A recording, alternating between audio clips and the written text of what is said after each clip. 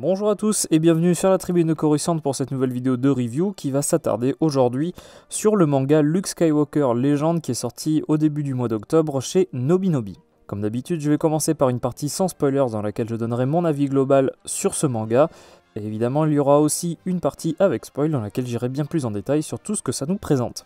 Avant de vraiment commencer, quelques petites précisions. Il s'agit de l'adaptation du roman The Legends of Luke Skywalker Legend, donc c'est exactement le même nom que le manga.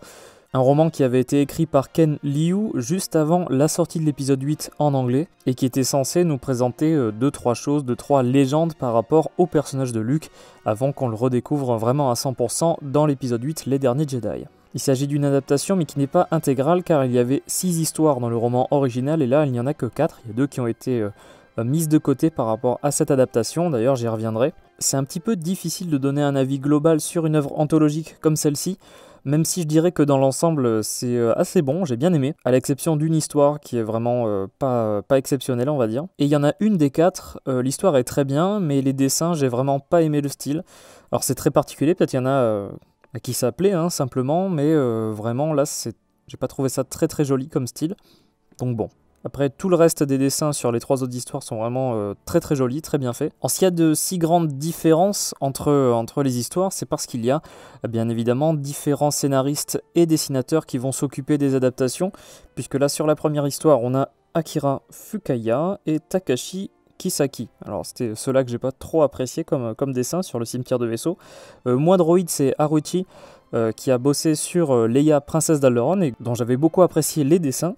On retrouve Subaru sur le compte de Lugubrious Mote. Et enfin, Akira Himekawa sur Grand à l'intérieur. Je trouve que le conte de Lugubrious Mote, c'est celle qui est la moins intéressante. Et je trouve ça dommage de ne pas avoir adapté une autre histoire qui était présente dans le roman original. Qui revenait sur Luke Skywalker avec... c'était un truc avec les grands oiseaux, là je sais pas quoi, là, enfin bref, il apprenait à pêcher. C'était très intéressant, mais bon, écoutez, voilà, ça a été choisi comme ça en VO par Viz Media. Donc bon, c'est les 4 histoires qu'on a ici. Faut toujours se rappeler que même si les histoires sont très particulières, il ne s'agit pas de vraies histoires à proprement parler dans l'univers canon. Dans le sens où ce sont des choses que se racontent les gens à propos de Luke Skywalker, donc il doit y avoir une part de vrai, mais il y a également une grande part de légende, de mythe. Et c'est un procédé qu'on avait déjà eu dans des romans VO, alors qu'ils sont jamais sortis en français, mais je pense à Dark Legends, Myths and Fables, je crois, et le dernier c'était Life Day Treasury, je crois, ouais c'est ça. 3 recueils où il y avait plein d'histoires différentes, mais qui existaient, si vous voulez, sous la forme un petit peu de légendes, de récits racontés.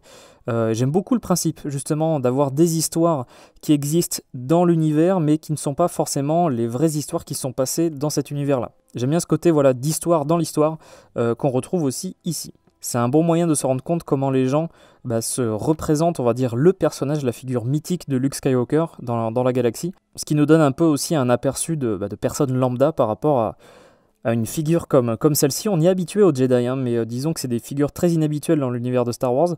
Il y a une grande majorité dans la galaxie qui n'en croisera jamais durant toute sa vie. Donc c'est assez intéressant d'avoir ce point de vue-là. Alors je pense que ça va être difficile d'en dire plus par rapport à ce manga-là sans spoiler, donc à partir de maintenant, je vais commencer la partie avec spoil, dans laquelle j'irai bien plus en détail sur les 4 histoires qui nous sont présentées ici. On commence par le cimetière de vaisseau qui simplement nous prend le point de vue d'un canonnier impérial pendant la bataille de Jakku. Son destroyer s'écrase, il se fait sauver par Luke Skywalker, et l'idée en gros c'est de montrer que Luke, malgré le fait que ce soit un impérial, il l'a sauvé. Lui pensait que les rebelles allaient le torturer, allaient l'arrêter, etc., lui faire des trucs affreux, mais au final, Luke le sauve, il lui donne une balise impériale qui lui permet en fait de se faire retrouver par les impériaux. Ces derniers le considèrent comme un déserteur, et au final, il se fait torturer, peut-être pas par la faction qu'il croyait au départ. C'est assez intéressant justement de voir à travers les yeux d'un impérial ce que ça peut donner. Il a vraiment peur, très très peur de Luke Skywalker, et il croit qu'il va mourir au moins 15 fois pendant le périple. Mais sa version est remise en doute, parce que apparemment Luke, et d'ailleurs on n'a aucune source officielle nous disant ça, Luke Skywalker n'était officiellement pas présent pendant la bataille de Jakku. Donc c'est assez étrange d'avoir ce récit-là d'après ce canonnier, mais bon, vu que c'est les légendes autour de Luke, si ça se trouve c'est totalement faux. Mais en tout cas ça donne une bonne image de ce que les impériaux peuvent penser à propos d'un personnage comme Luke Skywalker. Donc c'est toujours intéressant d'avoir ce point de vue-là. C'est vraiment sur cette histoire-là que j'ai pas beaucoup apprécié les dessins par contre. Je les trouvais très particuliers. Bon J'espère que ça a plu à certains, mais c'est vraiment pas mon style. Ensuite, la seconde histoire, c'est Moi Droïde. J'ai beaucoup aimé les dessins d'Haruichi, que j'avais beaucoup apprécié dans Leia Princesse d'Alderaan, et je pense que ça fait partie de mes deux préférés, avec la toute dernière, puisqu'en fait on a le point de vue d'un droïde assez puissant, assez présent, qui devient une espèce de contremaître, de gardien, de droïde de sécurité au sein d'une mine où les droïdes sont mis en esclavage. Il se fait même reprogrammer par les propriétaires de la mine pour devenir un gardien, donc il y a une modification de sa programmation, c'est assez intéressant de voir ça aussi. Et dès le début arrive R2D2, qui se fait rapidement suivre par un droïde de protocole. Alors on pense que c'est C3PO. Bon, moi j'avais déjà lu le roman avant, mais bref, je savais ce qui se passait. Mais tout porte à croire qu'il s'agit de C3PO, mais en fait, c'est Luke Skywalker déguisé en droïde de protocole, qui dégaine son sabre laser, qui parvient à sauver tous les droïdes. Il reprogramme le droïde de sécurité qui est au centre de cette histoire-là. Y a tout un truc très intéressant aussi, où il manque de tuer pas mal de droïdes qui sont enfermés aussi, qui ont été reprogrammés. Et avec les informations que lui donne le droïde, il parvient à, justement, grâce à la force, un concept qui est très particulier pour le droïde d'ailleurs, il parvient à les restaurer, et en gros, ils arrêtent d'être agressifs, ils arrêtent d'être méchants. Je simplifie un petit peu le trait, mais c'est un peu ça l'idée tout de même. Et on se rend compte, en gros, que Luke Skywalker aurait participé à la libération de tout un tas de droïdes mis en esclavage. Et c'est un truc qu'on voit pas forcément, puisque la question droïde, c'est pas un truc très mis en avant dans Star Wars, bien qu'il y en ait partout. Il y a des droïdes partout, on en voit tout le temps, mais la condition des droïdes, c'est un truc assez peu traité, on va dire. Et c'était assez intéressant justement de voir le point de vue d'un droïde qui a été aidé, qui a été sauvé par Luke Skywalker. D'ailleurs, petit parallèle assez sympathique, vu que Luke a une main robotique, et le droïde le considère à moitié comme un humain, à moitié comme un robot. Enfin bref, c'est... Et j'ai beaucoup aimé cette histoire, c'est assez touchant, cette histoire de ce droïde-là qui se retrouve dans cette situation quand même très particulière et affreuse, et comment Luke est venu les aider. C'est une très bonne histoire, je trouve. Ensuite, il va falloir qu'on parle de Lugubrious Mode. La puce machin là, qui apparemment aurait susurré des mots doux à l'oreille de Luke Skywalker pendant l'épisode 6. Enfin, en tout cas le début au palais de Jabba. Je comprends la métaphore, je comprends l'idée du la taille importe peu, comme dirait l'autre. C'est vraiment loufoque quand même, c'est vraiment particulier. En soi l'histoire est marrante, c'est assez sympa à lire, mais franchement ça tient pas la route, ça tient pas du tout la route. Après le roman et le manga permettent de faire des histoires un petit peu particulières, un peu loufoques, puisque c'est pas tenu à être vrai à 100%. Alors là je pense que celle-ci elle est pas vraie du tout. Elle est pas vraie à 100%, ça c'est sûr. Mais en gros, si on résume, il y a une puce qui vivait sur Salacious Crumb, qui se glisse sur Leia, qui lui susurre des trucs à l'oreille. Ensuite, elle prend le contrôle de Luke Skywalker, et en gros... alors, il y a des passages assez marrants, puisque c'est Lugubrious qui parle, et en fait, Luke pense que c'est la Force qui lui parle, enfin bref, ou un autre Jedi.